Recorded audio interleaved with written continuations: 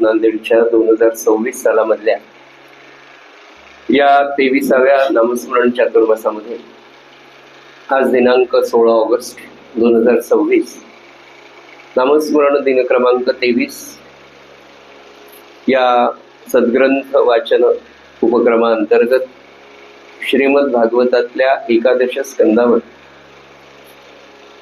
शांतीब्रह्म संतश्रेष्ठ एकनाथ महाराज यांनी निरूपित केलेलं श्री एकनाथी भागवत त्यामधल्या 10व्या अध्यायामधल्या 6व्या श्लोकांतर्गत साधारण 195 ओव्याच्या नंतरचं वाचन आणि निरूपण आपण सद्गुरुनाथांच्या आणि नाथ महाराजांच्या कृपेने करणार आहोत. यासाठी उपस्थित सर्व माता बंधू भगिनींच्या चरणी विनम्र अभिवादन करू आजच्या निरूपण सेवेला आपण सुरुवात करूया. म्हणजे कालचा आपला जो विषय चाललेला आहे तो आहे सत्शिष्यांची लक्षणं किंवा सत्शिष्यांकडे असणं अपेक्षित असलेल्या किंवा सत्शिष्यांमध्ये असलेले जे सद्गुण आहेत, जी लक्षणं आहेत, ती सगळी स्वतः भगवान उद्धवाला द्वारकेमध्ये सांगतात. आणि हे सगळं संस्कृतमधलं भाषण हा त्यांचा संवाद नाथ महाराज आपल्याला एकनाथी भागवतामध्ये 10व्या अध्यायामध्ये सांगतात. आपली काल 5 लक्षणं पाहून झाली होती, 5 सद्गुण पाहून झाले होते. आपल्याला आठवत असेल तरी एकदा आठवण करून देतो की पहिला सत्शिष्यामध्ये आवश्यक असलेलं लक्षण किंवा आपल्याला ज्या मार्गाने परमार्थ साधायचा आपल्याला त्याच्यासाठी आपल्याकडे कोणकोणते गुण असावेत त्यातला पहिला की साधकाने ज्याला खरं साधक व्हायचं आहे, ज्या नामधारकाला साधक व्हायचं आहे, ज्याला खरा शिष्य व्हायचं आहे, त्यांनी मनाशी ठरवून टाकायचं की आपल्याला सन्मान मिळवायचा नाही, आपल्याला सन्मान नकोच आहे, आपल्याला सन्मान इच्छूच नाही, सन्मान मान कुठे आपल्याला मिळेल ही अपेक्षा धरायची नाही, ठेवायची नाही. त्याचं कारण काय तर मी कोणीच नाही आहे हे पहिल्यांदा मी आपल्याला कमी करेल. नंबर 2 निर्मत्सरता. नंबर 3 दक्षता सावधानता. नंबर 4चा गुण आपण पाहिला होता, लक्षण पाहिलं होतं निरममता. ममता जास्त ठेवायची नाही, आसक्ती, कर्तव्य. महाराज काय म्हणाले, आपल्याला प्रपंच करायचा आहे पण तो प्रपंच परमार्थ कसा होईल तर म्हणाले आसक्ती शिवाय करायचा. आपण सगळेजण एकमेकांशी कर्तव्याने बांधलेलो आहोत आणि ते कर्तव्य आपण करायचं, आसक्ती नाही. आपण पाहिलं ना की मोठमोठी माणसं होऊन गेली, ती या आसक्तीमध्ये या ममतेमध्ये राहत नाही. तशी निर्ममता आपल्याला साधायला पाहिजे, ती करायची. त्याचं कारण काय, असं संत का सांगतात आपल्याला किंवा आपलं शास्त्र असं का सांगतं तर पुन्हा अगदी पटकन आपल्याला समजेल म्हणून विज्ञानाचा सिद्धांत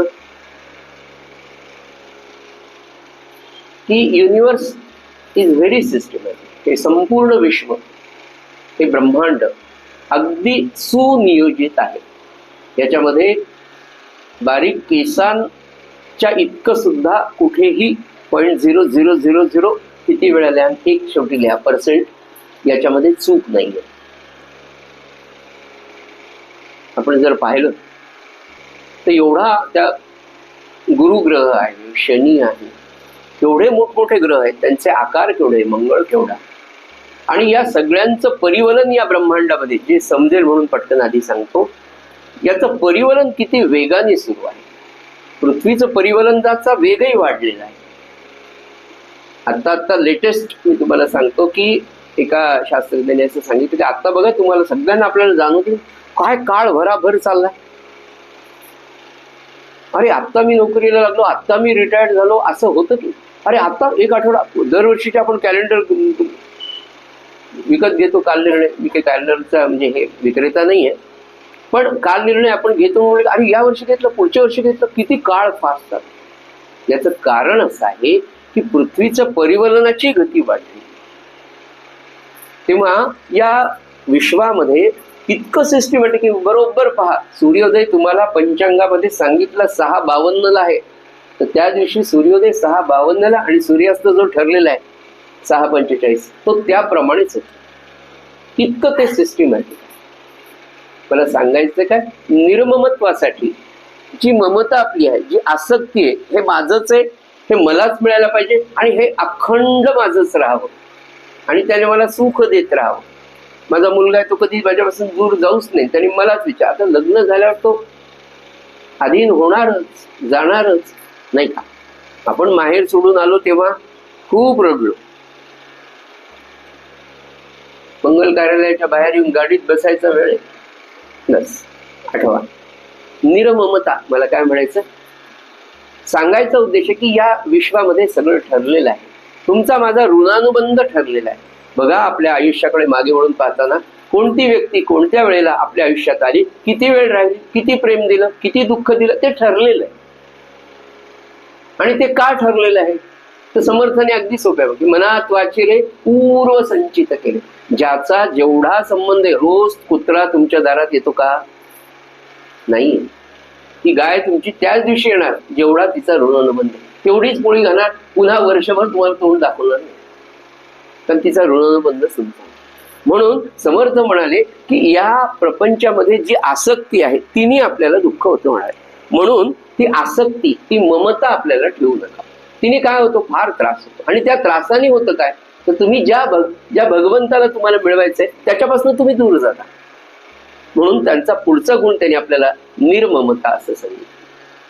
त्याच्यानंतरच्या याच्यामध्ये ते म्हणाले निर्ममतेनंतरचा सगळ्यात महत्वाचा गुण आपण काल थोडक्यात जो पाहिला की सद्गुरूंविषयी अत्यंत आपलेपणा आणि सद्गुरूंचा सेवाभाव हा आपण पाहिला. आणि त्याच्यानंतरचा 6वा गुण निश्चलता, निश्चळपण, चंचलता नको. चंचलता प्रपंचात जरी असते, अहो आपण पाहतो आम्ही आता याच्यात काही विद्यार्थी इतके बुद्धिमान पण इतकी गडबड करतात, इतकी गडबड करतात.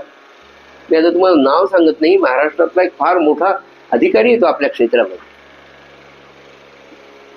शिक्षण क्षेत्रामध्ये IAS झालेला आमचा विद्यार्थी आहे. इतका बुद्धिमान की तो चुकणं शक्य नाही. म्हणजे तो जेव्हा 11वीला आला तेव्हा त्यांनी टेक्स्टबुक फॉर टीचर्स वाचून काढलं. टेक्स्टबुक फॉर टीचर्स महाराष्ट्रातून पहिला आणि देशातून 15वा IAS अधिकारी म्हणून तो झाला. पण चंचलता कशी असते की 0.1 डिवायडेड बाय 10 त्यांनी 0.01 लिहायच्या ऐवजी चुकीचं 0.1च पुन्हा लिहून ठेवलं. चंचलता, चंचलता. विद्यार्थ्याच्या जीवनात सुद्धा चंचलता. आणि we all of are the student for our life. जो स्वतःला विद्यार्थी समजतो ती फार चांगली गोष्ट. मी विद्यार्थी, या क्षेत्रातला मी विद्यार्थी, मला समजलंच नाही. म्हणून म्हणलं ना, परवाच्या दिवशी ते म्हणाले की धुंडा महाराज म्हणाले माझं 90 वर्ष झाले, मी इतके वर्ष झाले ज्ञानेश्वरी, तुम्ही मला फार मोठं समजतं. म्हणाले मला ज्ञानेश्वरीतले अजून एखाद्या ओळीचा अर्थ पूर्णपणे कळाले नाही. एवढी विनयशीलता आहे त्यांची, स्वतःला विद्यार्थी समजण्याची. असं आपण समजतो का? विषय असा आहे की सद्गुरूंप्रतीचा सेवाभाव आणि त्याच्यानंतरची येणारी जीवनातली निश्चलता की नाही, निश्चलपणे पाहिजे की शांतपणे. प्रपंच सुद्धा एखादं कार्य करताना पहिल्यांदा आपण स्टेबल पाहिजे, आपण स्थिर पाहिजे. हे काम मला करायचंय या पद्धतीने. गाडी शिकताय, गाडी चालवताय, शांतपणे. निश्चलता ही जशी प्रापंचिक जीवनामध्ये गरजेची आहे सज्जनो, तशी पारमार्थिक जीवनात तर फारच गरजेची आहे. आणि त्या निश्चलतेविषयी ते बोलताना असं म्हणतात, नाथ महाराज आपल्याला सांगतात की अरे ज्याशी हृदयी चंचलता तो शिष्य नव्हे निजस्वार्था, ज्याचे अंतरी निश्चळता तोची परमार्था साधकू. ज्याच्या हृदयामध्ये निश्चलता नाहीच म्हणाले, चंचलच आहे, त्याला परमार्थ साधणं शक्य नाही. पण पुढे म्हणाले ज्याचे अंतरी निश्चळता, हा शब्द तसाच्या तसा पुन्हा 2-250 वर्षांनी समर्थांनी वापरला. नाथांच्या नंतर समर्थ आहे. 1599ला नाथांनी देह ठेवला आणि मग 17व्या शतकामध्ये समर्थ येतात. त्यांनी हा जसाच्या तसा की ज्याचे अंतरी निश्चळता तोची परमार्था साधकू.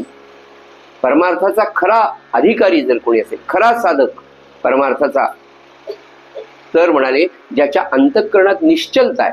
नाही होणार, त्यांनी सांगितलंय ना, कालचा जो विषय झाला सेवा, सद्गुरूंप्रती अत्यंत आपलेपणा, सद्गुरूंप्रती अत्यंत निष्ठा. सद्गुरूंप्रती निष्ठा याचा अर्थ त्याच्या आधी 2 पायऱ्या आलेल्या आपण पाहिल्या. विश्वास, विश्वासाच्या नंतर श्रद्धा आणि श्रद्धेच्या नंतर निष्ठा आहे. तर सद्गुरूंवरचा पूर्ण विश्वास हा निश्चलतेला काम आहे की नाही. त्यांनी सांगितलं काय, तू फक्त नाम घे, तुझं कर्तव्य कर, बाकीचं माझ्यावर सोड. किती साधी गोष्ट आहे नाही का. यज्ञ कसून करीन मी, यशदे रामा न दे तुझी सत्ता, हाची सुबोध गुरुचा मानावा राम सर्वदा करता. फक्त चूक आपली एवढी की मानावा मी स्वतः करता, ही आपली चूक होते. महाराज म्हणाले तसं नको, की आपण प्रयत्न करावा, त्यांच्या कानावर घालावा. रात्रभर तळमळ करण्यापेक्षा एक 13 माळा घेऊन मग झोपून राहा. बघा सकाळी काय रिझल्ट, म्हणजे काय रिझल्ट येईल हे सांगत असताना तुमच्या मनाप्रमाणेच रिझल्ट येईल असं नाही होणार, पण जो रिझल्ट येईल तो रिझल्ट स्वीकारण्यासाठी लागणाऱ्या मनाची तयारी श्री महाराज करून. आणि दुसरं, जे आपलं विधिलिखित आहे ते टळणार नाही. कुणालाच टळलं नाही. रामाला टळलं, महाराजांना स्वतः टळलं. सद्गुरू प्रल्हाद महाराजांना एकदा खूप ताप आला, तरी महाराजांची मानसपूजा, त्यांचा सकाळचा जप, सकाळचं स्नान, काकड आरती, सगळे उपचार व्यवहाराचे सगळे व्यवस्थित सुरू होते. पण दुपारी जेवण झाल्यावर थोडंसं अंग गरम, थोडं म्हणजे चांगलंच गरम होतं. पण महारुद्रचे मारुती रामदास असे महाराज थोडे पडून राहिले. 1 दिवस झाला, 2 दिवस झाले, 3 दिवस झाले. विनायकराव मामा त्यांच्या सेवेत होते आणि विनायकराव मामामुळे मी म्हटलं, महाराज तुम्हाला काय कठीण आहे, किती त्रास होतोय, आता पुन्हा उद्या राम कार्याला बाहेर जायचंय, गावाला जायचंय, 8 दिवस तिकडे आपल्याला राहायचंय, तर माझी एक विनंती, हात जोडून त्याला म्हणाले, माझी एक विनंती आहे, तुम्ही असं करा, हातावर पाणी घ्या आणि सोडा म्हणले, तो ताप मला द्या म्हणाले. मी आजारी पडलो तर काही अडणार नाही, पण तुम्ही आजारी पडले तर पुढचा प्रवास, तिथे सगळे लोक तुमची वाट पाहतायत, अमकं तमकं. तर महाराज काय म्हणाले, अरे त्याला पाणी हातात घेऊन तुला द्यायची काय, त्याला जाय म्हणलं तर तुझ्याकडे येईल म्हणाले. कसं परब्रह्म कसं कसं एकदम स्फुरण येतं आणि बोलून जातात ते, आणि मग आपल्याला कळतं अरे काय. त्यामुळे त्याला पाणी सोडायची काय गरज, मी म्हटलं तर तुझ्याकडे येईल, पण म्हणले तुला असं वाटतं का की तुझ्या गुरुनी हा भोग तुला द्यावा आणि तो तू भोगवा, आणि त्या राहिलेल्या भोगासाठी मी पुन्हा जन्माला येऊ का, सांग, तुला वाटतं का मी पुन्हा जन्माला यावं. कोणता शिष्य मिळेल या म्हणून. मी कान धरले, सांगायचं मला काय की भोग पुन्हा चुकले, कुणालाच चुकले नाही. मग विधिलिखित चुकलेलं नाही. एवढा मोठा महात्मा, त्यांच्या समोर त्यांचे धाकटे भाऊ गेले. 1972 साली लक्ष्मणासारखा असलेले भाऊ, त्यांचे पुरुषोत्तम भाऊ, त्यांना भाऊ म्हणायचे.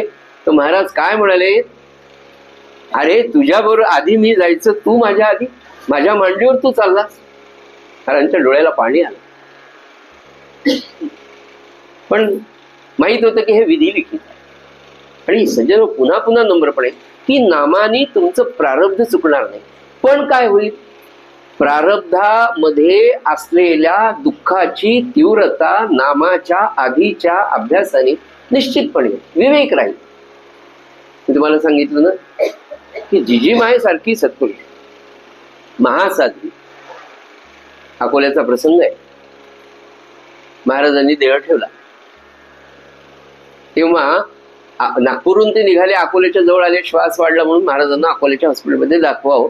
मग त्या हॉस्पिटलमध्येच गाडी घेऊन गेले आणि त्या हॉस्पिटलच्या परिसरामध्ये यांची जी क्वार्टर्स असतात सगळ्या मेडिकल ऑफिसर्सची किंवा त्या स्टाफची, तिथे कवीश्वर नावाचे आपल्या महाराजांचे शिष्य, थोरल्या महाराजांचे कवीश्वर म्हणून, ते तिथे मला वाटतं ऑफिस सुपरिटेंडंट वगैरे.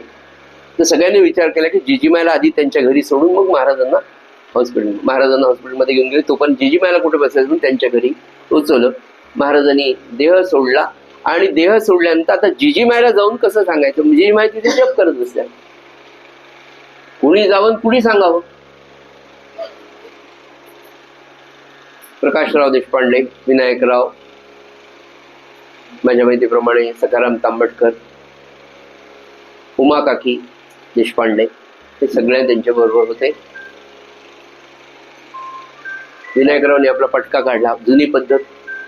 त्यांनी आपली टोपी, यांनी पटका असा याच्यात घेतला हातामध्ये, आणि आता सगळेच बोडखे असल्यामुळे त्या बोडख्याचं काय माहिती, सगळे बोडखे फक्त जिजीमायच्या समोर जाऊन उभे राहिले जिजीबाईंनी सगळ्यांना एकदा पाहिलं की यांच्या डोक्यावर पटका नाही, त्यांच्या डोक्यावर टोपी नाही, कोणही असं सुमंगल चिन्हांमध्ये पोशाखामध्ये दिसत नाही. जिजीबाईंनी 2 मिनिटं त्यांच्याकडे पाहिलं, स्वतःच्या हातातल्या पाटल्या, आंगड्या, मंगळसूत्र काढून ठेवलं. शांत, याची आता गरज नाही म्हणे, ठेवून द्या. मानवी जीवनामध्ये प्रसंग येणारच, पण महाराज जर बरोबर राहिले तर तुम्हाला त्याचा त्रास होऊ देणार, दुःखाची तीव्रता निश्चितपणे होईल. म्हणून ही जी ते म्हणाले ना की जी निश्चळता आहे तोची साधकू परमार्थाचा, खरा परमार्थाचा साधक तोय की ज्याच्या अंतःकरणात निश्चलता आहे. आणि पुन्हा नम्रपणे सांगतो, ही निश्चलता येण्यासाठी ही उपासना, हे नाम, आणि निश्चलतेने काय येतं तर विवेक जागृतीला मदत होते. एक प्रसंग घडलाय तुमच्या आयुष्यात, तुमच्या मनाप्रमाणे झालेला नाही, तुमच्या मनाप्रमाणे रिझल्ट आलेला नाही, तर क्षणार्धामध्ये तुम्हाला तो विवेक जागृती नाही, हरकत नाही. महाराज चुकतील कसं, हा भाव समजणं आणि हा भाव उमजणं, याच्यासाठी नामसाधना, याच्यासाठी उपासना, याच्यासाठी सत्संग, याच्यासाठी सद्ग्रंथ वाचन, आणि याच्यासाठी निधिध्यासन, मनन, चिंतन आणि निधिध्यासन. महाराज कधीच कुणाचंच, महाराज म्हणाले अरे कल्याणच होणार आहे, आणि आपण कायम म्हणतो आनंद आहे. कसा आहे? आनंद आहे, आनंद आहे. महाराज म्हणाले आपण सारखा आनंद म्हणतो, नित्य वदावे काशीसी जावे. आपल्याला जाणं होत नाही ना, काशीला जायचं, काशीला जायचं. चांगला विचार, सकारात्मक विचार, अखंड, हे सद्ग्रंथ आपल्याला सांगतात. पुढे म्हणाले ऐसी साधुनी निश्चळता ज्याशी निजस्वार्थी जिज्ञासुता तो क्षणार्धे परमार्था पावे तत्वता गुरु वाक्ये. अशी निश्चळता ज्याला साधते, नाथ महाराज म्हणाले, नवे नवे भगवंत उद्धवाला सांगतायत की ऐसी साधुनीच्या ज्यासी निजस्वार्थी जिज्ञासुता, एक आस्था, एक तळमळ अखंड पाहिजे, तो क्षणार्धे परमार्था पावे तत्वता गुरु वाक्य. सद्गुरूंच्या वचनांवर, सद्गुरूंच्या, खरं सांगून सद्गुरूंच्या आज्ञेमध्ये राहणं, हे परमार्थ साधण्या, लवकर परमार्थ साधण्यासाठी नाही. त्यांनी सांगितलं ना, ब्रह्मानंद महाराजांसारखे, समर्थ सद्गुरू प्रल्हाद महाराजांसारखे अत्यंत विद्वान पुरुष जेव्हा म्हणतात की महाराजांच्या शब्दावर जसाच्या तसा आपली बुद्धी तिथे चालवच नाही, इतकी निष्ठा त्या गुरुवाक्यावर, गुरु आज्ञेवर जर राहिली तर परमार्थ म्हणाले क्षणार्धामध्ये साधतो. कधी साधे? क्षणार्धात. याचा अर्थ ज्या क्षणी तुमचा पूर्ण विश्वास बसेल त्या क्षणी. ते म्हणाले ना, आपणा सारखी करीती तात्काळ. तात्काळ शब्दाचा अर्थ ती अवस्था, आणि ती अवस्था येण्यासाठी काही तपपूत जीवन तुम्हाला जगावं लागतं, काही साधना करावी, की ते झालं एकदा, ती अवस्था तुमच्या मनाची झाली रे झाली. तेवढं साधन झाल्याशिवाय ती अवस्था येत नाही, आणि ती अवस्था आल्यावर मात्र क्षणार्धात तुम्हाला तो परमार्थ म्हणजे सद्गुरु तत्व, म्हणजे सद्गुरूंना जो आनंद, परवा जे म्हणाले ना महाराज आपल्याला, डॉक्टर कुर्तकोटी काय म्हणाले की अरे तू एवढी सेवा म्हणजे का करतो, तर कुर्तकोटी म्हणाले तुम्हाला जो आनंद प्राप्त झाला तो मला प्राप्त व्हावा, याच्यासाठी मी सद्गुरु सेवेमध्ये. पुढे म्हणाले जैसा दीपू दीपे लाविता लावताची तत्समान झाला, तैसा निश्चळास गुरु भेटला तो तात्काळ जाहला तद्रूप. दिवाळीच्या दिवशी आपण 20-25 पंत्या आपल्या घरामध्ये लावतो, एका पणतीने दुसरे, एक तर नुसती वातच असते, हा लावलेला दिवा आहे, हा दिवा लावलेला, त्या वातीला लावायचा क्षण आहे फक्त बस, की त्याच्यासारखाच होऊन जाईल की हा पण दिवा झाला. आतापर्यंत तो नुसती वात होती नाही. तो म्हटलं ना, सगळ्या कैऱ्या याला टाकल्या गवताच्या खाली, आणि 10 दिवसांनी फक्त गवत बाजूला केलं, सगळे पिवळे धमक आंबे मस्त पाहायला सुगंध येतो. अरे कालपर्यंत तर कैऱ्या होत्या, आता तर आंबे झाले.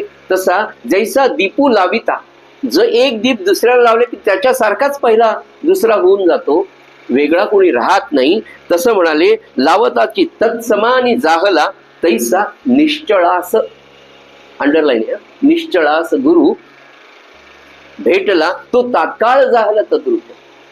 त्याच्यामुळे आपल्याला तसं व्हायचं नाही का. ते म्हणाले ना की तुमच्या सम व्हावी माझी जीवनगाथा, हे आपल्या आयुष्याचं ध्येय आहे. आपल्याला कसं व्हायचंय? त्यांच्यासारखं व्हायचं. म्हणजे काय व्हायचंय?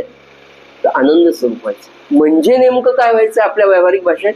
तर ते जसे अखंड आनंदात समाधानातच असायचे, जीवनात कोणताही प्रसंग घडला तरी नाही, महाराज चुकणार नाही, महाराज चुकणार नाही, अशी निश्चलता सज्जनो ज्याच्या जवळ असते त्याला ते म्हणाले अगदी तो सद्गुरूंसारखाच होतो, बिलकुल सद्गुरूंसारखा होतो. असं कोण सांगताय? प्रत्यक्ष भगवंत सांगतायत उद्धवाला, आणि नाथ महाराज आपल्याला असं बोटाला धरून समजून सांगतात. एवम अंतरी जे निश्चळपण ते शिष्याचे श्रेष्ठ लक्षण, तो 6वा गा गुण जाण तेने निर्दळन षडविकारा.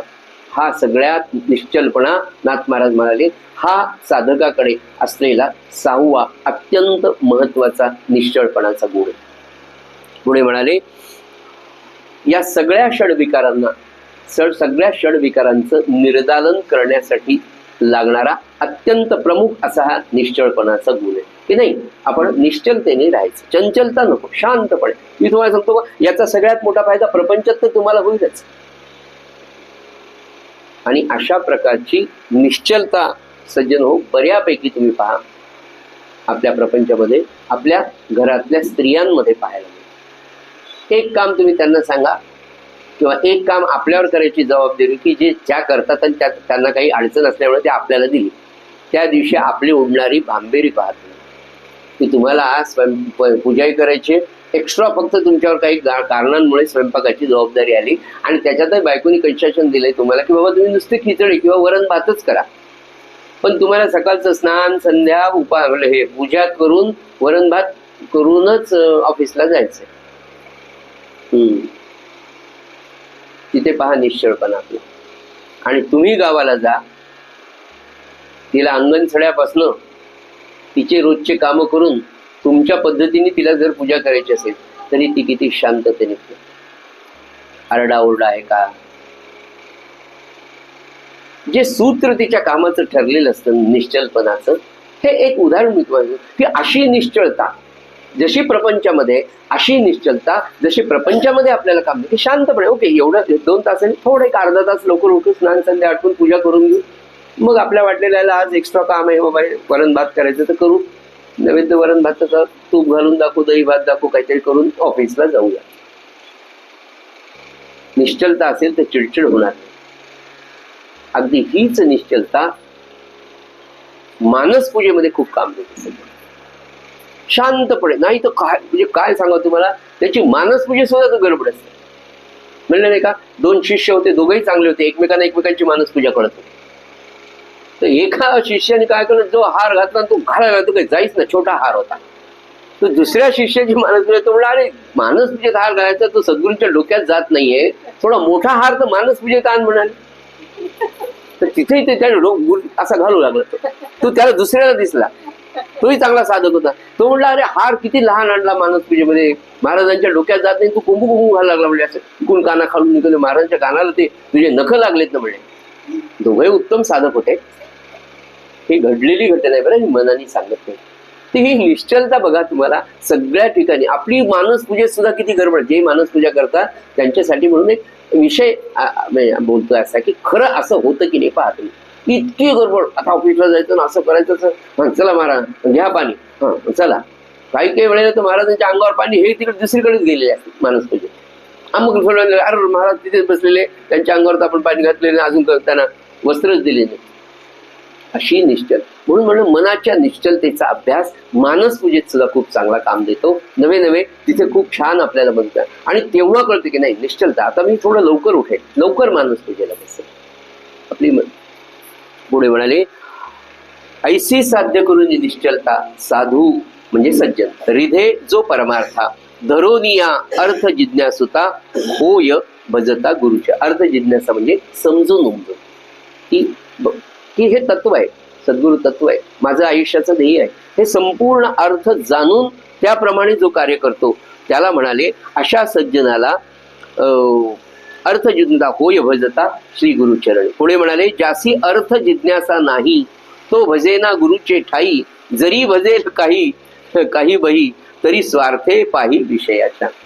ज्याच्याकडे सद्गुरु तत्वाचं ज्ञान नाही, आयुष्याचं ध्येय नाही, आपला पथमार्ग ठरलेला नाही, आपल्याला काय मिळवायचं ठरलेलं नाही, ज्याला परमार्थाविषयी प्रेम नाही, असा माणूस परमार्थाच्या मार्गाला पहिल्यांदा जाणारच नाही. आणि समजा नाथ महाराज म्हणाले गेला तर तो फक्त प्रापंचिक सकामतेनेच फक्त जाईल.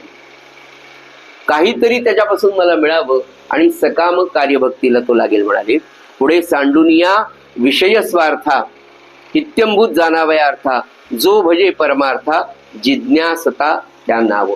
पण समजून उमजून जर एखादा साधक, एखादा भक्त जेव्हा लागेल त्या नाव जिज्ञासता. आता 7वा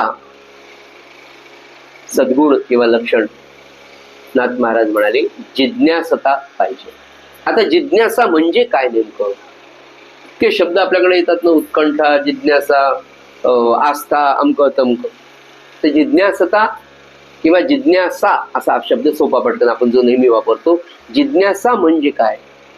तर चढती वाढती एखाद्या कार्याविषयीची जी तळमळ असते, चढती वाढती तळमळ.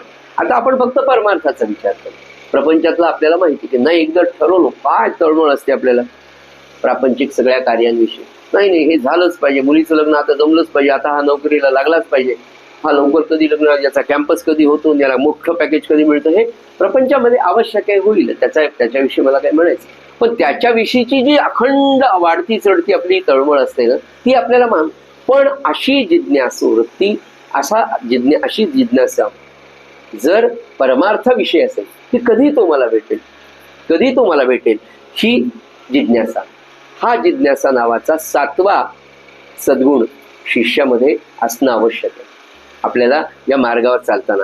ते काय म्हणाले, ऐसी धरोनी जिज्ञासा जिज्ञासता चढती वाढती परमार्था आरानुक नाही चित्ता निज स्वार्थाची लोभे. नाथ महाराज म्हणाले की हा अत्यंत महत्वाचा जो गुण आहे तो असा म्हणाले की कोणताही विषय जर आपल्याला समजून घ्यायचा असेल, समजावा अशी तळमळ जर अशी लागल्याशिवाय तो विषय तुम्हाला हस्तगत होत नाही. प्रपंचामध्ये सुद्धा, व्यवहारामध्ये सुद्धा, की नाही काय असेल बुवा, काय असेल. नवीन नवीन जेव्हा अँड्रॉइडचे मोबाईल आले तेव्हा किती फटाफट आपण सगळ्या गोष्टी शिकलो. त्याचं भाजीवाल्याकडेच स्कॅनर आहे नाही का, परवा त्याच्याकडे एकाकडे चप्पल, आता कोणी शिवतच नाही पण आहे मोची म्हणजे सांबार आहे, त्याच्याकडे स्कॅनर. पैसे आहेत का? नाही. मुंबईच्या लोकलमध्ये भिकाऱ्यांकडे स्कॅनर आहे साहेब, त्याच्यावर 1 रुपया पाठवते, 10 रुपये पाठवत नाही.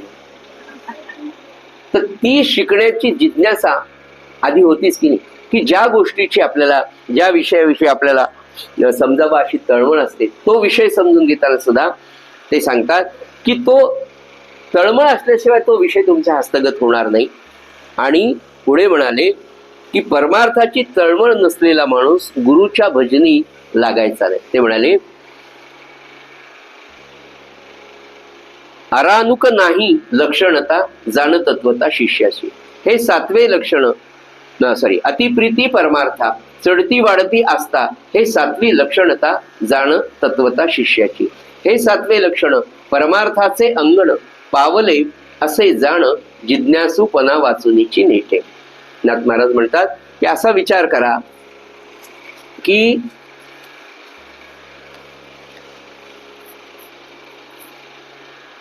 ही परमार्थाची तळमळ साधण्यासाठी सद्गुरु सेवा नित्याची गरज बनून जाते. गुरु बहुतांची सावली शिष्य वर्गाची माऊली, तेथे असूया जेणे केली त्याची बुडाली निजप्राप्ती. जिज्ञासा सांगत असताना ते एवढंच म्हणतात की बाबा त्या परमार्थाची ज्याला जाण नसेल त्याला तो साधणार नाही, पण त्याच्याविषयीची आस्था, त्याच्याविषयीची तळमळ ही सत्संगाशिवाय साधणार नाही. आणि ती सत्संगानी तळमळ, ती आस्था ज्या वेळेला खऱ्या जीवाच्या वाट्याला येईल त्याच वेळेला तो परमार्थाच्या मार्गाला लागेल. आणि परमार्थाच्या मार्गाला लागल्यानंतर पुढचं लक्षण लगेच ते सांगतात की गुरु बहुतांची, सद्गुरूंच्या विषयीच एक ओवी त्यांनी मध्ये घेतली. गुरु बहुतांची सावली, गुरु शिष्य वर्गाची माऊली, तेथ असूया जेने केली, त्याची बुडाली निज प्राप्ती. जिज्ञासेच्या नंतर, सद्गुरूंच्या प्राप्तीनंतर, सद्गुरू माऊली वाटायला लागल्यानंतर, ती आपला आश्रयस्थान वाटायला लागल्यानंतर, ते पुढे एकच गोष्ट तिथे पटकन सांगतात की तेथे असूया जेने केली, त्याची बुडाली निज. हे सगळं झाल्यानंतर जर असूया मनात असेल, आता 8वा गुण सद्गुण, 8वा सद्गुण किंवा 8वं लक्षण सांगताना अनसूया हा सद्गुण तुमच्यामध्ये असावा. अनसूया हा शब्द वापरलाय, असूया नसणे. असूया म्हणजे काय, आता पुढे ते सांगतात. गुरुबंधू कनिष्ठहीन, त्याच्या ठाई उत्तम गुण, जाणून न मनी आपण, असदा रोपण तेथे करी. पुढीलांचा उत्तम गुण, त्यासी मिथ्या लावून दूषण, लटिके म्हणे त्याचे ज्ञान, असूया जाण त्या नाव. 8वा सद्गुण सांगत असताना त्यांनी अनसूया म्हणजे बघा, त्या आपण भगवान दत्तात्रयांच्या मातोश्रींचं नाव अनसूया आहे. जिथे असूयाच नाहीये तो सद्गुण, हा 8वा सद्गुण किंवा हे 8वं लक्षण नाथ महाराज सांगतात की जरी गुरुची प्राप्ती तुम्हाला झाली तरी पण जर तुमच्याकडे असूया असेल, आणि असूयेसाठी ते म्हणतात, असूया म्हणजे मानवी जीवनात तुम्ही जेवढा काही प्रपंच वाढवलेला आहे, जो काही तुम्ही प्रपंच करताय, ज्या लोकांमध्ये तुम्ही राहताय, तुमचे आप्तगोष्ठ असतील, गणगोत असतील, गुरुबंधू असतील, तुमचा स्टाफ असेल, जे ज्याशी तुम्ही तुमचा नित्याचा व्यवहार आहे, अशा सगळ्या लोकांबरोबर जेव्हा त्यांच्यातल्या उत्तम गुणांना बाजूला सारून, त्यांच्या उत्तम गुणांवर दोषानुरोप करून उगीच त्यांची निंदा करत राहणं. पुढे म्हणाले की गुरुबंधू कनिष्ठ दीन, त्यांच्या ठाई उत्तम गुण, जाणून न मनी आपण, असदा रोपण तेथे करी. त्यांच्या उत्तम गुणांना झाकून टाकायचं, त्याच्यावर दोषानुरोप करायचे, त्यांची निंदा करायची. पुढे म्हणाले पुढीलांचा उत्तम गुण, त्यासी मिथ्या लावून दूषण, लटिके म्हणे माझे त्याचे ज्ञान, असूया जाण त्या नाव. असूया त्याला म्हणायची की आपल्या ज्या समाजात आपण राहतो, ज्या लोकांमध्ये आपण राहतो, त्यांच्यातले उत्तम गुण सोडून द्यायचे आणि त्यांना दोषानुरोप लावून वाईट बोलणे, निंदा करणे, निर्भत्सना करणे, याला असूया असं म्हणतात. ही असूया का असते की त्याला लोक चांगलं का म्हणतात, त्यांना त्याची बरीच बरोबर केली जाते, आमची केलीच जात नाही, आणि तो काय मोठा बोलला गेला, अशा प्रकारची दूषणं लावणं, याला नाथ महाराज म्हणाले असूया असं म्हणतात. पुढे म्हणाले प्रत्यक्ष भेटल्या वर्णी गुण, नम्र होऊनी वंदी चरण, सेवेची मागे करी छळण, असूया संपूर्ण या नाव. समाजामध्ये आपल्याला हे पाहायला मिळतं की तुम्हाला भेटल्याबरोबर तुमच्या पायाला हात लाव, बापरे किती दिवसांनी भेटला, मला तर कालच तुमची आठवण झाली, काय करावं बा, आमचं लेकरू तर तुमची एवढी आठवण करू लागलो की आमचे काका आले नाही, तुमच्या काकू आल्या नाही, आणि तुमच्या पायाला हात लावायचं, इतकं गोड बोलायचं, आणि आपली पाठ वळली, आपण तिथून गेलो. हे काय हो, याला तर किद्दाच असं बोलणं, याला असूया असं म्हणतात, असं नाथ महाराज सांगतात. की भेटल्या वंदी चरण, करी मृदू भाषण, पाठ वळल्या करी निंदन, या नाव असूया. पुढे म्हणाले सत्युष्यू ये अर्थी निर्मळ, हो नेदी असूयेचा विटाळ, उत्तम मध्यम प्राकृत मेळ, वंदी परी छळ करू देणे. पण म्हणाले हे समाजामध्ये आपल्याला पाहायला मिळतं, आपण असं म्हणायचं हे आपल्याला समाजामध्ये पाहायला मिळतं. पण खरा साधक जो असतो, ज्याला काहीतरी आपल्या नाही, हे माझं ध्येय, हे मला या ध्येयापर्यंत जाताना येणारे हे सगळे ऑब्स्टॅकल्स आहेत, ह्या अडचणी आहेत, तेव्हा खरा शिष्य जो आहे, नाथ महाराज म्हणाले, तो कधीही कोणाच्या विषयी वाईट बोलत नाही, कुणाचाही छळ करत नाही. किती म्हणाले तर त्यांनी इथे सांगितले सत्शिष्य, त्याला इतका शुद्ध आणि इतका निर्मळ आहे म्हणाले तो, हो नेदी असूयेचा विटाळ, तो असूयेचा विटाळच होऊ देतो. असूयेला स्पर्शच आपल्याला करू देत नाही म्हणाले. उत्तम प्रकृत कोणी असो, उत्तम माणूस असला त्याच्याविषयी चांगला, मध्यम असला, हीन दीन असला, छोटा असला, ज्याला समाजात काहीही किंमत नाही, अशा सगळ्यांना अत्यंत नम्रतेने अतिशय गोड भाषण मात्र सत्शिष्य करतो. सज्जन, हे सगळं सांगत असताना आपल्या सगळ्यांना सत्शिष्य, चांगला शिष्य, चांगला भक्त महाराजांनी आपल्याला माझा म्हणावं, माझी म्हणावं, हे आपलं ध्येय आपण आधी ठरवूया. आता हे सगळं कशासाठी आहे, तर आपल्याला या मार्गावर चालायचंय याच्यासाठी आहे. आणि मग ह्या सगळ्या गुणांचा समुच्चय खरंच आपल्याकडे आहे का? आज जर पाहिलं तर 70-80% आहे, पण 10-20% अजून दोष सगळ्यांमध्ये आहे. आपण आपलं सांगावं, आहे की नाही? तर हे मला स्वच्छ करायचं, हे मला माझ्यात ठेवायचं नाही. हे केव्हा कळालं? जेव्हा नाथांनी सांगितलं. पुढे म्हणाले, गुरुने शिकविली वस्तू समता, तेथे निरंतर ठेवून चित्ता, समभावे वंदिती समजता, छळू सर्वथा तो नेणे. आपल्या सद्गुरूंनी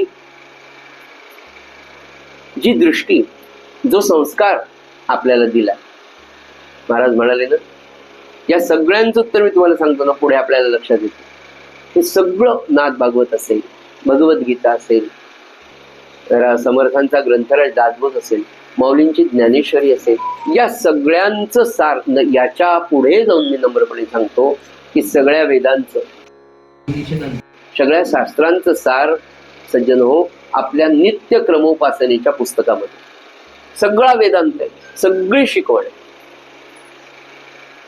एक म्हणलं तुम्हाला आपल्याला उपासनेतलं जे पण काही आवडत असेल, कुणाला आरती आवडेल, कुणाला नाम सदा बोलावे, कुणाला मागा निरूपले ऐकलं असेल, कुणाला ब्रह्मस्तुती आवडेल, कुणाला फक्त एखादी सवयी आवडली असेल. एका सवयीतच एक वाक्य नाही का, महादोषांचे माफ करा, महावाक्य विवरावे, तेने संसारी तरावे, कृपा कटाक्षे करून. एवढेच वाक्य बघा एका सवयीमध्ये. आता महावाक्य म्हणजे काय? 3 आहे. एक म्हणजे आपण आधी एकच पाहू. पहिलं, अहम ब्रह्मास्मी तत्वमसी. महावाक्य विवरावे, तेने संसारी करावे, कृपा कटाक्षे करू नये. बस याचं चिंतन जरी आपण आयुष्यभर करू शकलो, किंवा पहिलीच आरती आपली, त्यातलं पहिलंच कळलं, मी जीव हा भ्रम द्वैत पसारा, पूर्ण वेदांत येतात. एवढं वाक्य जरी मला कळलं की अरे मी जीव नाही, मी जीव हा भ्रम द्वैत पसारा, मी जीव आहे, मी शरीर आहे, हाच तर भ्रम आहे सगळा. मी जीव नाही, मी प्रत्यक्ष परमात्म्याचा अंश आहे, नवे नवे मी परमात्माच आहे, माझ्यामध्ये आत्माराम आहे, त्या आत्मारामाची ओळख मला करून द्यायची, एवढीच ही ओळख सांगते. हाच वेदांत. सकल शास्त्रचं सार आपल्या सगळ्या उपासनेमध्ये दिलेलं आहे. म्हणून उपासना मनापासनं करावी, प्रेमाने आळवून म्हणताना त्या शब्दांकडे बरोबर आपलं लक्ष जातं. नित्याची उपासना आहे बघा, तीच आरती आहे, तीच रामरक्षा आहे, तीच भीमरूपी आहे, जय जय आरती तीच आहे. पण सज्जन हो, जसं जसं तुम्ही करत जाता तेव्हा दररोज तुम्हाला एक नवीन अर्थ आपल्या उपासनेतल्या प्रत्येक ओळीमध्ये मिळेल. पुढे म्हणाले, गुरुने शिकवली वस्तू समता, तेथे निरंतर ठेवून चित्ता. जो गुरुने संस्कार केला, महाराज म्हणाले, मी आयुष्यात 2च साधनं केली. एक, कोणाचं मन दुखवलं नाही, हे सदाचार. आणि नंबर 2, एकच साधन केलं, मी नामाशिवाय दुसरं काहीच केलं नाही. ब्रह्मानंद महाराज तेच म्हणाले, प्रल्हाद महाराज तेच म्हणाले. एवढं ज्ञान मिळालं. वयाच्या 86व्या वर्षी एका शिष्याने विचारलं, 2 प्रश्न विचारले, महाराज मला तुमचं चरित्र लिहावं. अरे माझं लिहू नको म्हणे, रामानंद महाराजांचं. ते म्हणजे का? अरे मी आजपर्यंत चांगला वागलो, उद्या तू चरित्र लिहिशील आणि परवा मी चांगला नाही वागलो तर. म्हणजे काय? अखंड सावधानता. आणि दुसरं, महाराज म्हणाले, तुम्ही इतके हे म्हणे, तुमचं प्रस्थानत्रयीचं अध्ययन झालं, तुम्ही आता काय? नाही, मी फक्त नाम घेतो म्हणाले.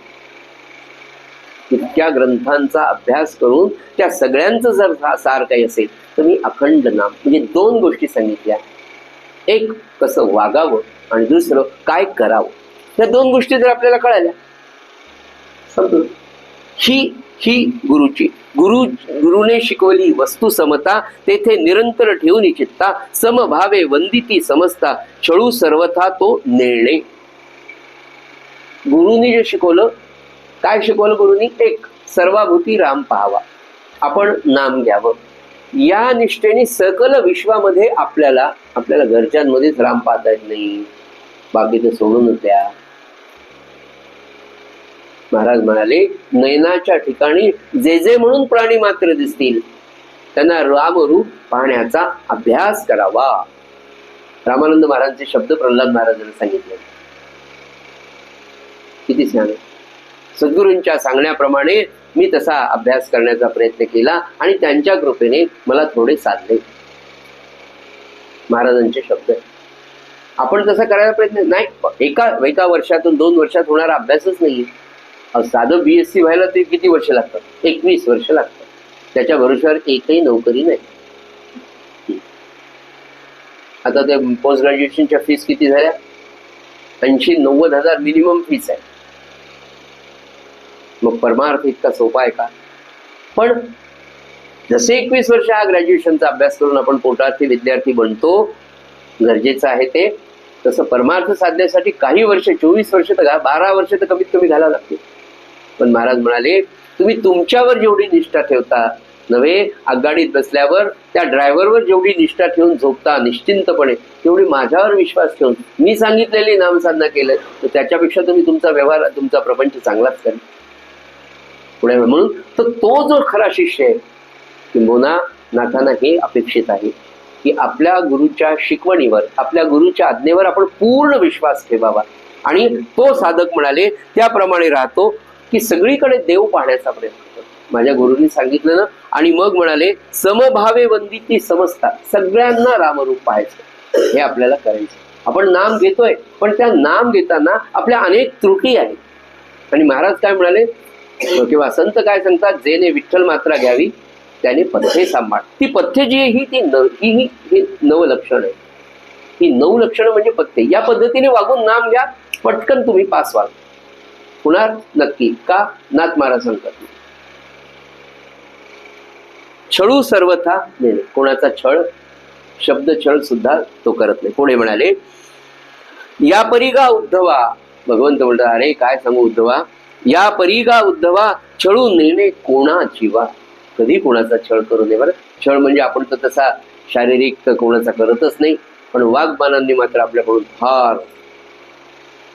महाराजांचे याच्याविषयी फार सुंदर वागणे. आपल्या बोलण्यात नाही म्हणाले. काय वाक्य महाराजांचे. आपल्या बोलण्यात नाही, आपल्या पाहण्यात सुद्धा प्रेम असावं. नवे नवे आपल्या अस्तित्वाने लोकांना आनंद व्हावा. याच्या पुढे जाऊन महाराज काय म्हणाले, आपण कसं वागावं? आपल्या घरी आलेल्या माणसाला आपल्या घरून जाताना डोळ्यामध्ये आनंदाने पाणी यावं. बरं, पाणी येतं.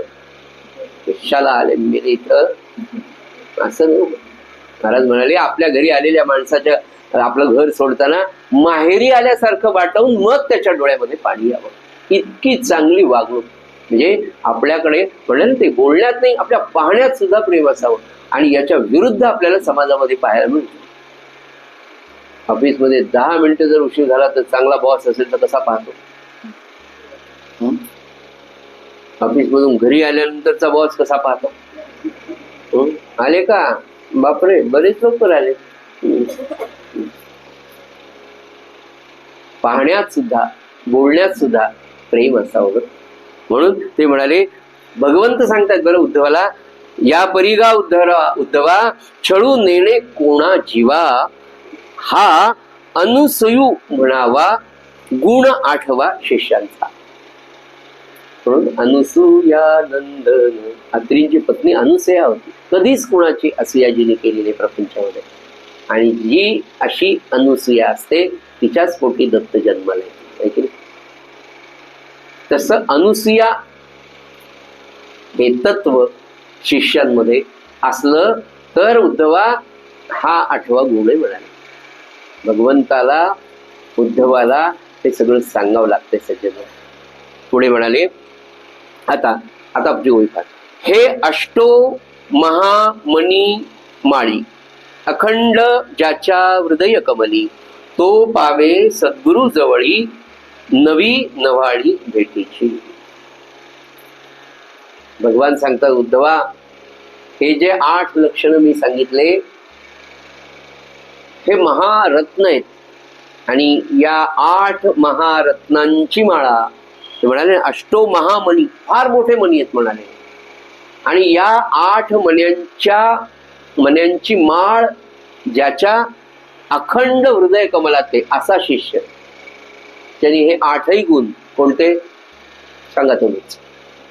सन्मान इच्छु नये, निरमत्सरता, अखंड सावधानता, निरममता, सद्गुरूंविषयी अतिशय प्रेम, अत्यंत सेवाभाव, निश्चलता ज्याच्याकडे, जिज्ञासा ज्याच्याकडे. जिज्ञासा कशाची? अरे मला ते मिळाले पाहिजे, आणि माझे सद्गुरू किती मोठे आहेत, त्यांचं महात्म्य काय, आणि ते मला मिळणं किती गरजेचं आहे, माझ्या आयुष्याचं ध्येय, याची चढती वाढती जी तळमळ आहे त्याला जिज्ञासा. ती जिज्ञासा ज्याच्याकडे आहे, आणि त्या जिज्ञासेनंतर ज्याच्याकडे असूया नाहीये असा अनुसया, असे 8च्या 8 महामण्यांची माळ ज्या सद्भक्ताच्या गळ्यामध्ये घातली आहे, तर म्हणाले तो तो तो शिष्य पावे सद्गुरु जवळी नवी नवाळी भेटीची.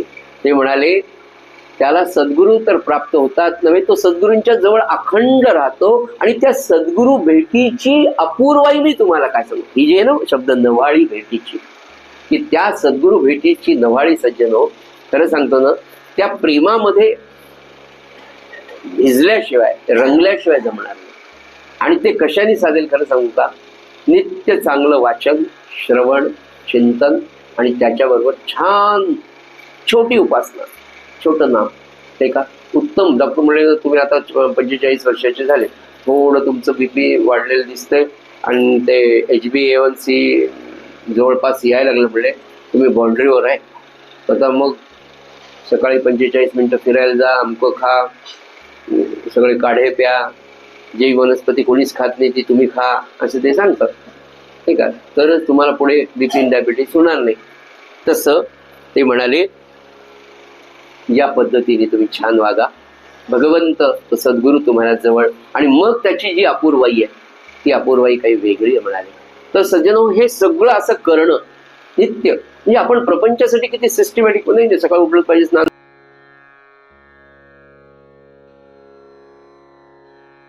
वगैरे हे सगळं कसं नियमित करतो का?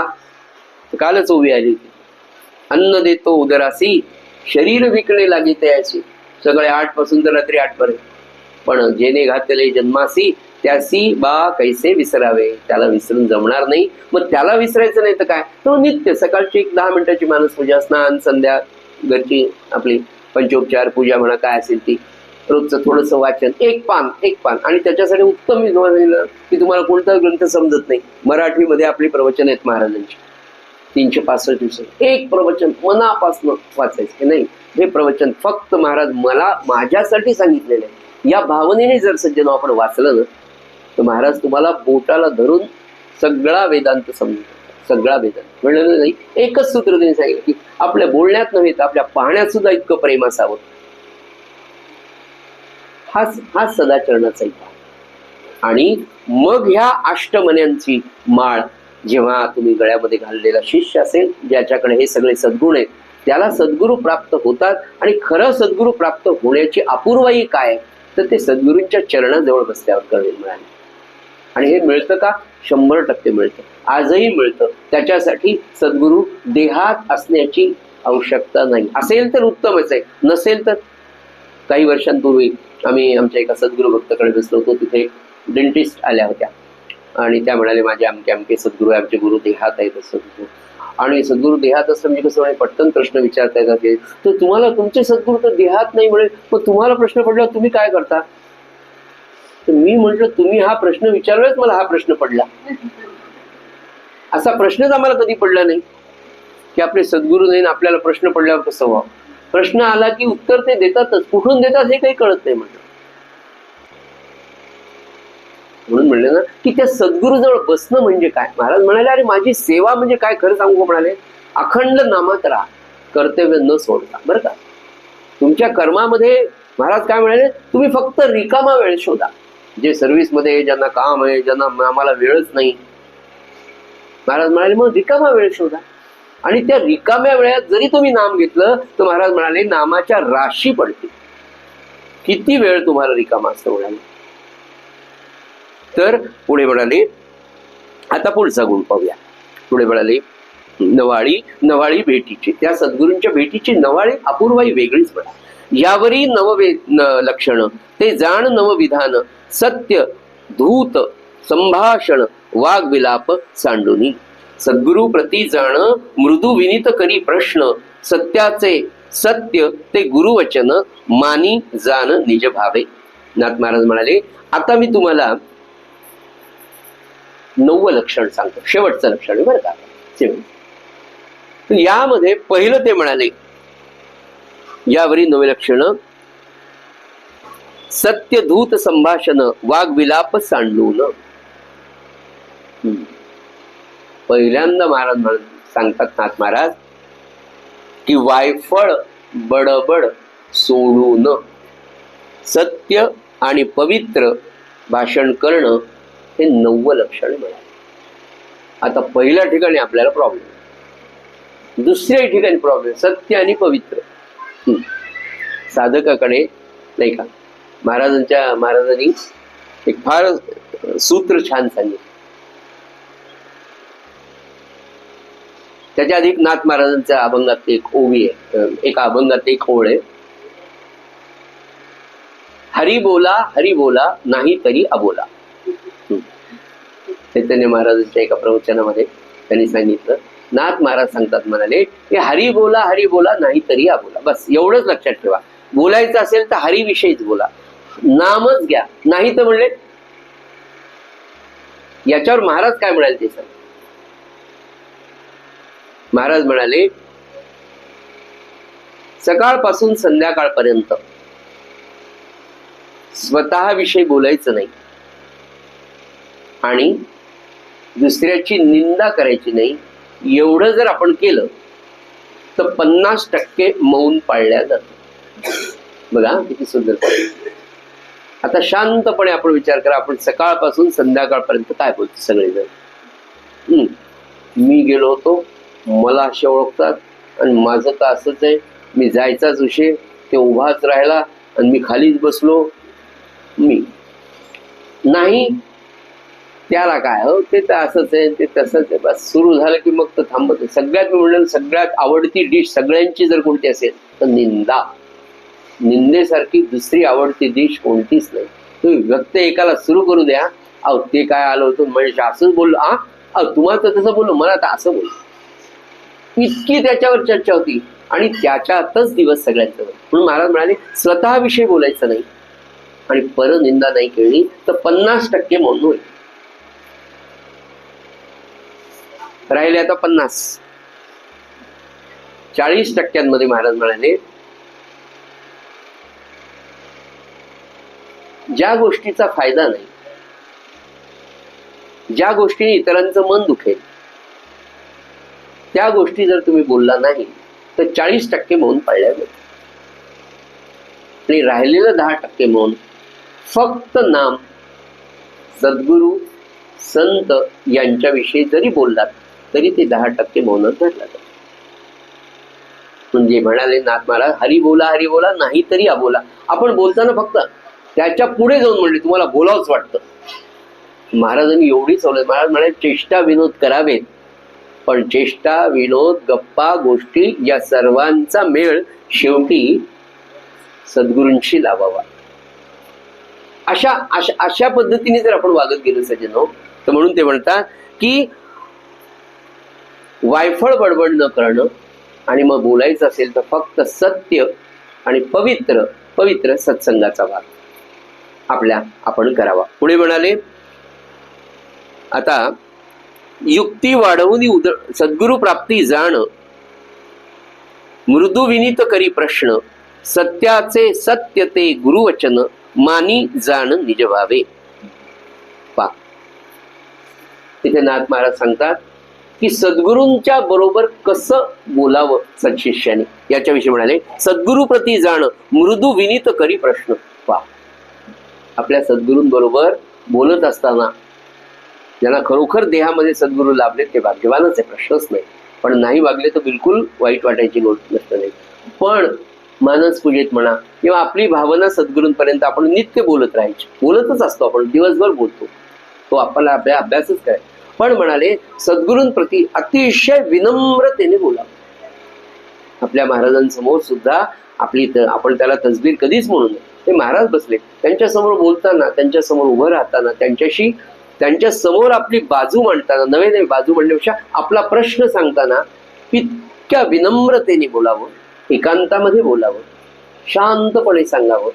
आणि त्या ठिकाणी आपल्या सद्गुरूंच्या अंतःकरणाला ते भिडेल इतक्या मृदू शब्दांमध्ये असतात.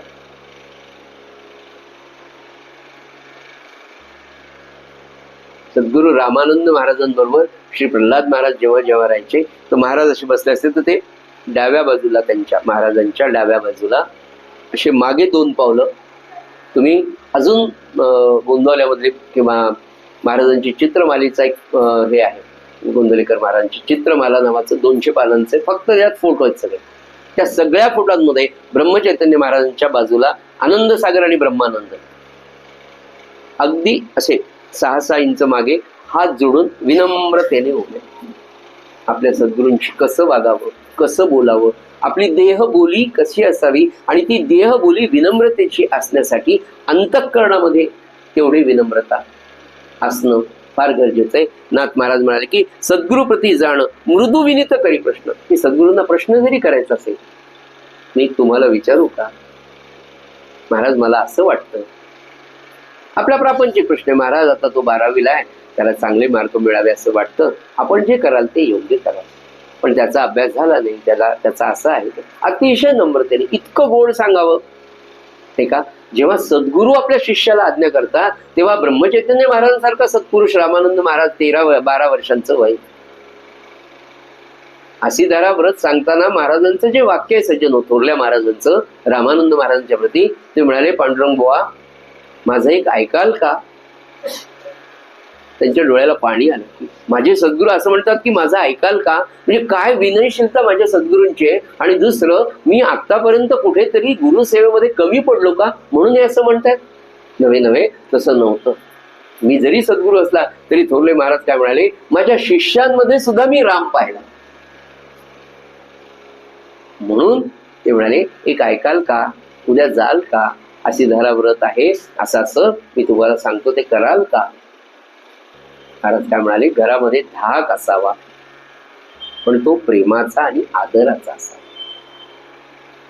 हे सगळं सज्जन हो, म्हणून म्हटलं जातं की नाम त्याची पथ्य, ही पथ्य नाथ महाराज आपल्याला सांगतात. राहिलेलं हे 9वं जे लक्षण किंवा सद्गुण आहे हा आपण उद्या पाहूयात.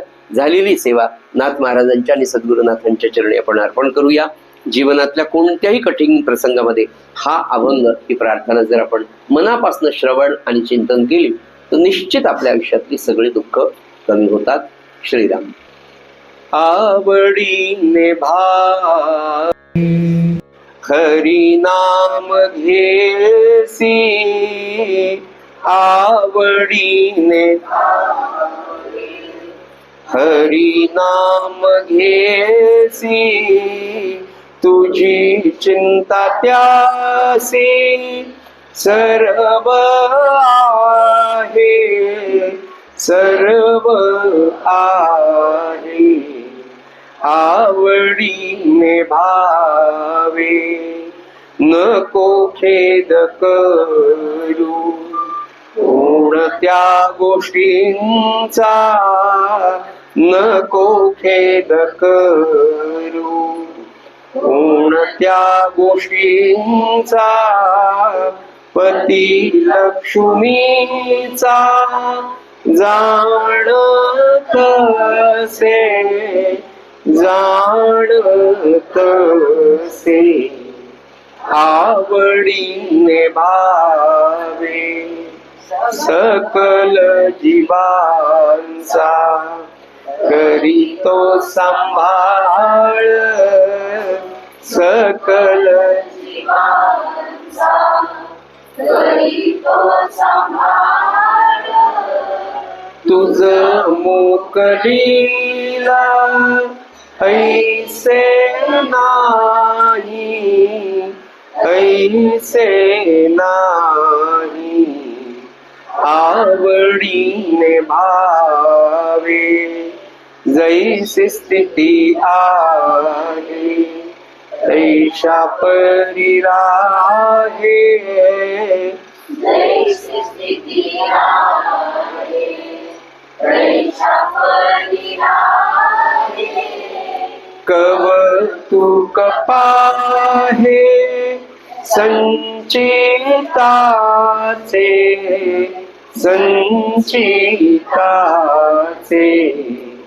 आवडीने भावे एका जनार्दनी भोग प्रारब्धाचा, एका जनार्दनी भोग प्रारब्धाचा,